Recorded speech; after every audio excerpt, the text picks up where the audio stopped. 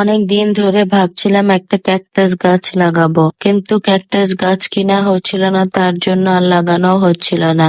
আজকে আপুর বাসার ছাদে গিয়ে দেখি অনেকগুলো ক্যাকটাস গাছ ছিল। তার থেকে একটা ছোট ক্যাকটাস গাছের চারা আজকে আমি নিয়ে এসেছি। এখন ভাবলাম যে ক্যাকটাস গাছ যেহেতু এনেছি, এটা লাগানোর জন্য তো একটা ছোট টব দরকার যেখানে গাছটা লাগানো যাবে। তখনই মনে পড়েছে আমাদের বাসায় ছোট কাপ নুডলসের ডিব্বা ছিল। তখন আমি ভাবলাম এটাকে দিয়ে একটা সুন্দর করে টব বানিয়ে নেই। প্রথমে এটাকে সম্পূর্ণ সাদা রং দিয়ে সাদা কালার করে নেব।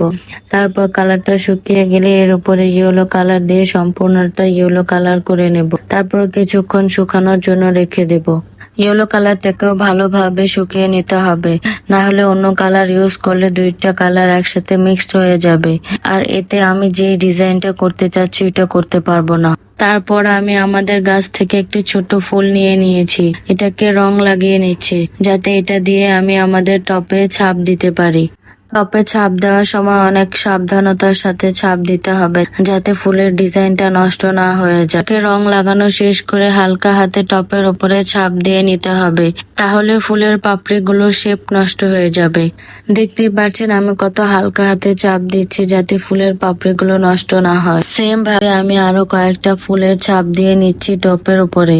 আমি এর সাথে ছোট একটা পাতা নিয়েছিলাম, এর উপরে সবুজ কালার রং করে নিচ্ছি। ফুলের সাথে পাতার ছাপ দিব। রং লাগানো শেষ করে পাতাটাকে ফুলের সাথে হালকা করে রেখে হালকা হাতে চাপ দিতে হবে। বেশি জোরে চাপ দেওয়া যাবে না, তাহলে পাতার শেপটা নষ্ট হয়ে যাবে।